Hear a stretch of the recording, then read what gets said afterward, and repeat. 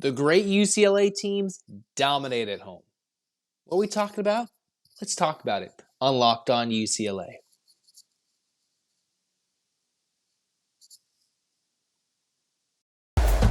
You are Locked On UCLA, your daily podcast on the UCLA Bruins. Part of the Locked On Podcast Network, your team every day.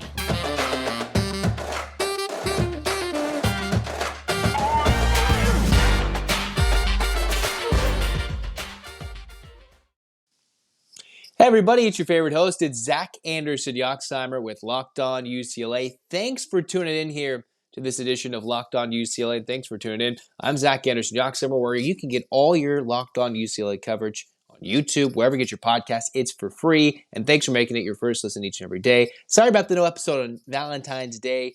I was too busy getting pooped on by a bird. True story. In the meantime, let's get locked and loaded because this episode is brought to you by FanDuel, the official sports book of Locked On, the number one sports book in America. Go check it out, FanDuel.com/LockedOn. In the meantime, UCLA has a very easy week this week for Mick, Cronin, and the Bruins, where they get to take on the Bay Area schools, potentially for the last time at home. I believe the rumblings have it they might play at home next year, but whatever it is, depending on the scheduling for the next season, UCLA gets Stanford and Cal, and with all the movement in conference realignment, we don't really know how many more times the Bruins and the Cardinal and the Golden Bears of Cal will face off. Most importantly, UCLA has what we would think would be a fairly easy week at home against Stanford and then Cal, where the Bruins are undefeated at Pauley Pavilion, which is important based on the tease, because I saw Ben Bolt's tweet, who's been doing a little bit, some crunching, some digging, and looking, hey, who were the best UCLA teams, and what have they done when they've had an unbeaten season at Pauley Pavilion? Well, I believe he last tweeted saying the Bruins have not been unbeaten at home. You can look at their schedule since the 2006-2007 season. And if you remember, UCLA made it to a Final Four. 10 times the Bruins have been unbeaten in Pauley Pavilion. 7 of those resulted in national championships. 2 of those have been Final Four appearances, and the other one a middling finish back in the Pac-8. So good teams, good Bruin teams are very solid regardless of the home support which the Bruins have gotten this year. They dominate at home, and you can argue that the home schedule has been fairly easy, but either way, the Bruins still have to play Stanford, Cal, and the 2 Arizona schools, and that's where the Bruins beat SC at home this season. So here we are as the Bruins look to have their first unbeaten campaign at home in nearly 16 years against a Stanford team who the Bruins already took care of once, considering they beat them 80-66. We're up 21 at the end of the first half, the last time these two teams played. And that was right when the Bruins started off unbeaten. Pac-12 play had that weird Thursday, Sunday against Stanford on the road, against Oregon at home. Now they flip them back-to-back. And Stanford's a tough team, considering they are positive scoring, right? They score more than they give up, and yet they're 3 games under 500 and 4 games under 500 in the Pac-12. And then you're going to play a Cal team, who we'll get into, who was one of the worst teams this season alongside Louisville in the country in college basketball.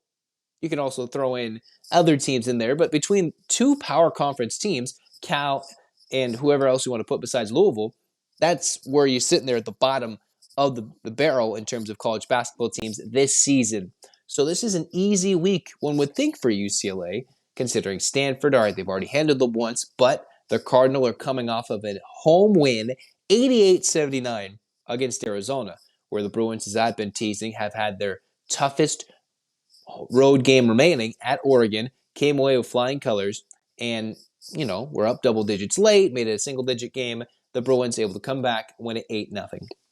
Jaime Jaquez Jr., the Bruins continuing to rack up awards. I believe Mari Bailey, Pac-12 Freshman of the Week, Jaime Jaquez, another Pac-12 Player of the Week award. Those awards continue to stack up for the Bruins as UCLA heads into what will be an intriguing matchup where UCLA should not, in these next 2 games, albeit conference play, should not, against Cal and Stanford, have a game within 15 points. They beat the Cardinal by 14, and then the Saturday matchup will be the first matchup against Cal, which can be a little weird, but it will be their first matchup against Cal this season.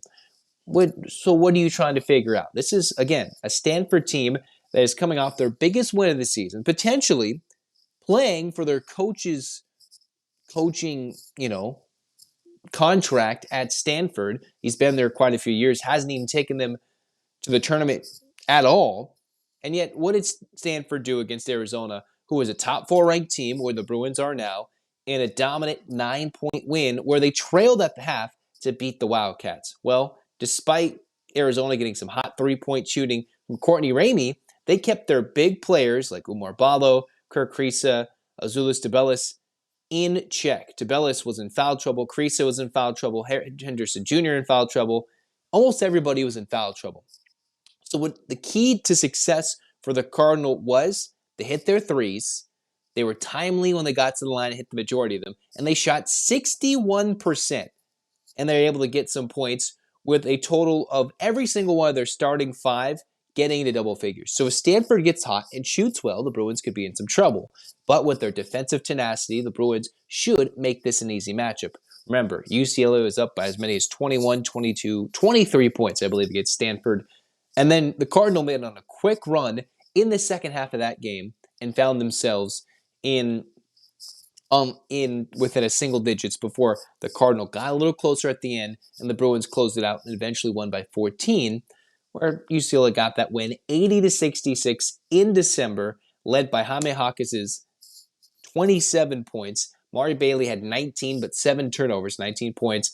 And then Tiger Campbell had 17. And other than Singleton's 9, nobody else really made an impact.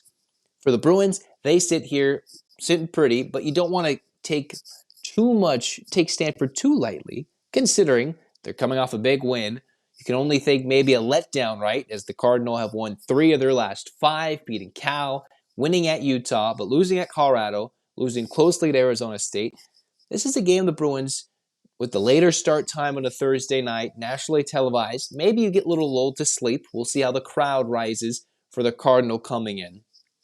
But the Bruins in this matchup should win this. I've seen Stanford in person. They shot extremely well, which is why the Bruins have to be careful in case they bring their hot streak coming in from home for Maples Pavilion over the weekend. But the Bruins should not be afraid of this Stanford matchup going on. Again, good Bruins teams over the history of UCLA's storied college basketball history. They win and get the job done at home. We'll tell you about a little bit more of the Stanford game. We'll tell you a little bit more about Cal, and then we'll detail some UCLA softball after we tell you about FanDuel Sportsbook, because we're excited here with FanDuel. It's the midway point of the NBA season. It's the perfect time to download FanDuel, America's #1 sportsbook. There's a no-sweat first bet for all new customers, and you can get up to $1,000 with FanDuel. That's bonus bets if your first bet does not win. Bonus bets if your first bet doesn't win. Again, FanDuel Sportsbook app. It is a safe, secure, easy app to use.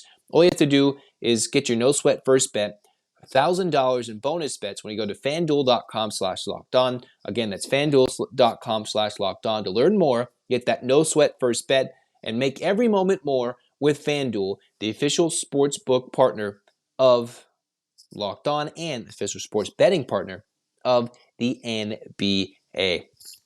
Moving on, second segment. So let's quickly get to those keys for UCLA Stanford. 1, the Bruins have to run the Cardinal off the three-point line. Normally, they're not a great three-point shooting team, but if they are, the Bruins have to make sure they take care of the basketball, considering the first time they played the Cardinal, UCLA turned it over 16 times, still forced more Stanford turnovers, but the Bruins turned it over 16 times. So run the Cardinal off the three-point shot, and they'll rely heavily with the Cardinal on their starting 5, generally with Spencer Jones, but it was Michael O'Connell who got the job done for the Cardinal against Arizona, and then stay out of foul trouble. That's speaking to Adem Bona. That's speaking to Jalen Clark in case he gets a little too handsy a couple of plays early, gets whistled for a couple of fouls, and has to sit on the bench. UCLA run the Cardinal off the three-point line, stay out of foul trouble, which is what Stanford used to come from behind to beat Arizona at home and put up nearly 90 points against Arizona, where UCLA could not, in a true road environment though, put up and muster up even 60 points against the Wildcats, if you remember, in that big game in the middle of the day in January. So run the Cardinal off. Only one player, Spencer Jones, averages 10 or more points throughout the entirety of the season, which is what made Stanford's performance Saturday against Arizona possibly an outlier. You don't want to make them repeat it twice in a row, so the Bruins should win this game by 15. We'll react to it and talk about it later in this week. But now, kind of moving over to Cal, who sits here 3-22, albeit all three of their wins at home, 2-12 in Pac-12 play. Who would have thought it? They beat Stanford by 22 and then went and beat Colorado. Remember, Colorado beat Tennessee. Stanford just beat Arizona. So some weird wins, albeit conference play against your bitter rival, and maybe a team sleeping like Colorado, who gave UCLA some fits. It'll be the only matchup this season between the Bruins and the Golden Bears.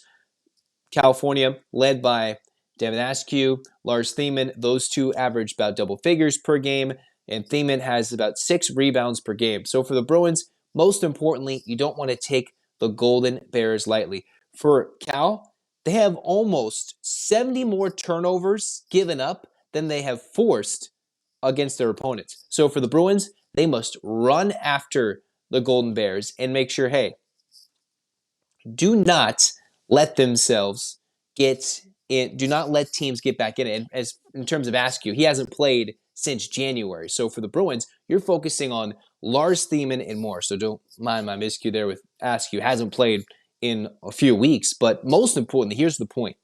Here's the point for the Bruins against the Golden Bears. You've got to force the turnovers against Cal. Again, they're without their leading scorer. Misread that. Askew, who has not played since January against one Oregon State, the junior from Sacramento, who played at Mater Dei High School. Cal will turn it over. Thiemann has 50 turnovers himself. Askew, when he played his 13 games, had 37 turnovers. That's on pace for close to 13 turnovers per game. Excuse me, not 13. That's 3 turnovers individually per game. For Thiemann, that's about 2 turnovers per game. So this is a Cal team. They'll cough the basketball up. They'll give it to you. And that's pretty much the one key. For the Bruins, you come out, you play clean basketball, it should be looking like non-conference play. It should be looking like what they did to Oregon State. You force turnovers, even in that one matchup, and the Bruins should hold the Golden Bears to less than 50 points, maybe low 40s, and turn them over. And even if the Bruins aren't shooting well, should turn that into a scoring frenzy in the paint, fast break points, easy points, whatever it is. UCLA has to come out and play with some tenacity against the Golden Bears, who, let's face it, they're one of the worst teams in college basketball. The Bruins should not lose to them, even if it's their only matchup this season. Don't want to give them any bragging rights against Paul at home in Pauley Pavilion. So again, Stanford will provide itself be an interesting matchup, run them off the three-point line, and most importantly for Cal, Askew has not been around. Thiemann's kind of a bit of a turnover machine. You can go up and down the lineup. They have 334 turnovers coming into this week before they play USC. They have only forced 263. So that number is so close. Close to 70 turnovers difference, where teams have had almost 30 more steals. They get more blocks. The Bruins just have to come out and find ways to get steals, and they should run the Golden Bears off the floor. That is as simple as it gets. You play your regular Bruin defense. This isn't a game where Cal should even be on the floor. Names should be named. It should be a 20-point blowout at the minimum against Cal. And the Bruins, it won't exactly be movement week. You saw that Saturday. You saw SC go down. You saw Arizona go down. You've seen Utah been faltering lately. Arizona State having to, although fight against Cal in overtime, they did come away with the win. This is a week where UCLA won't be impressive. Other teams around the country might have more big win games, big name value games, where you're going to be like, oh, how did the Bruins win 2 games and get bumped down? This is that type of week where if UCLA only wins one of these games by 8 points and the other one by 15, you could see the Bruins fall back down in the rankings. Even in bracketology by one Joe Lenardi, you could say, hey, he has them as a 2 seed. Other places could have them as a 1 seed in the West. Either way, the Bruins sit here. It won't be one of the most impressive weeks in terms of a resume building. It won't even be a quad 1. Won't even be a quad 2 against 2 teams under 500 from their own state at home. It's not going to be a resume booster. It can be a resume killer. That's why the Bruins have to dominate and impress with the eye test here for the Bruins. But there's not much to talk about. We'll talk about that. We'll talk some UCLA baseball. We'll preview that. We'll talk a little bit more football at the end of the week, as we already talked about the defensive coordinator. But as we transition into the end of Locked On UCLA, we will talk about some UCLA softball because as they head into Clearwater, as they head into Florida in that Clearwater Invitational against Nebraska, Alabama, Florida State, Virginia Tech, Louisiana, most of those teams come in ranked in the top 25 in the preseason poll. First weekend of play in the Stacey Winsburg in the lone game against Liberty, UCLA 7-0, only giving up a total of 5 runs through their first 7 games. Pitching was good, a total of 4 run rule victories, but an interesting close one against Cal State Fullerton for Kelly Inouye Perez's squad. And then you have San Diego, the walk-off home run by Maya Brady, ironically enough, on Super Bowl Sunday, whatever it is. If you missed it somehow, don't know, Maya Brady and Tom Brady are related. And then Liberty, the Bruins had to eke out a victory against the Flames 3-2, where the Flames, despite being down 2-0, came back to tie it, and the Bruins had to win it in the 5th.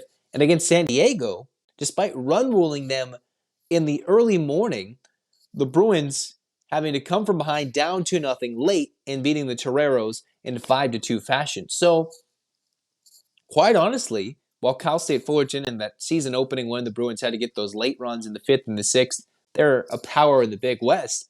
I wouldn't say it was an impressive opening weekend for UCLA. We all have to see how these mid-majors play out from LMU to San Diego, Liberty with teams number 1 aces versus number 2s. But Maya Brady stood out, obviously, with the big hits, everything coming out for UCLA.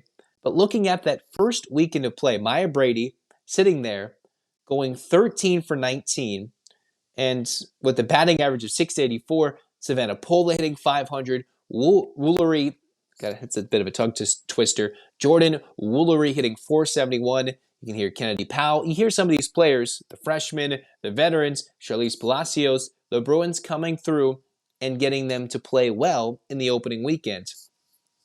But that's just the hitting. Most of these players between Grant, Powell, Woolery, Pola, and Brady, those are just 5 players hitting over 300 in the first weekend. And that's not even your Oklahomas, your Florida States, your Alabamas, who can be very good, who can be overrated.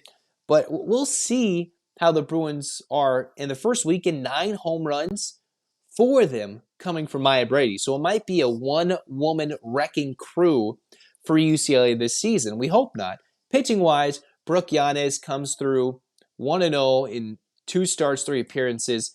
Did not give up an earned run, 16 Ks to 1 walk and 7 hits in just under 11 innings pitched. Megan Faraimo had 21 innings, 5 hits, 2 earned runs, 38 Ks to 2 walks. Her ERA after the first week is 0.67. So 0.67 as the Bruins look in their pitchers, not issuing free passes. 61 strikeouts to 5 walks, completely from Taylor Tinsley, who threw a no-hitter. Lauren Shaw, who did start 1 game, got a win as well. The Bruins are coming away with victories. While they were diversifying who is pitching against who, it's the bats. We'll have to see who can crack that starting lineup and give the Bruins a solid 1 through 9, all the way from the outfield to the defensive player, infield, outfield, catcher. The Bruins have to fill some veteran key holes from the opening weekend, considering they're losing a lot from last year. We already discussed it in our preview. Who is going to step up for UCLA moving forward? The Clearwater Invitational will be a true test for the Bruins, who came in preseason ranked number 2, just under and right behind Oklahoma. Is this a wide open year? Just kind of like college basketball is, both on the men's and the women's side, or college sports with the NIL and everything. Is that making more of an equal battle from the top to the middle of the pack to the bottom? Or is it just a case of UCLA opening weekend, excited, playing at home, and then just trying to diversify the lineup? We'll find out all those things after this Clearwater Invitational. But the Bruins, Maya Brady, superstar of the making, almost hitting 700 after the first week with 4 home runs, 14 RBIs, 25 total bases, got on base a total of 19 times in the first weekend with 13 runs scored. So every time you can say she got a hit, basically scored a run. More importantly, probably drove in some runs in the meantime. The walk-off bomb against the Toreros, probably should go see that highlight even more and more. The Bruins come away with the 7-0 start.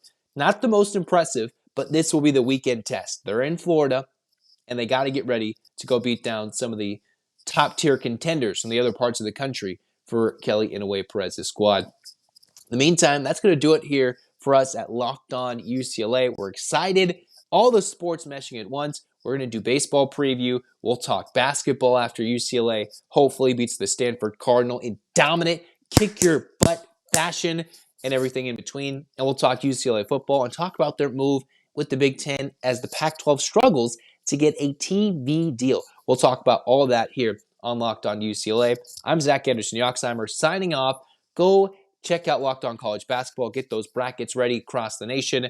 And get your hands up, Bruins fans. 8 clap time, baby. And 1, 2, 3, 4, 5, 6, 7, 8, UCLA. UCLA, fight, fight, fight. Let's go. This has been Locked On UCLA. Go Bruins.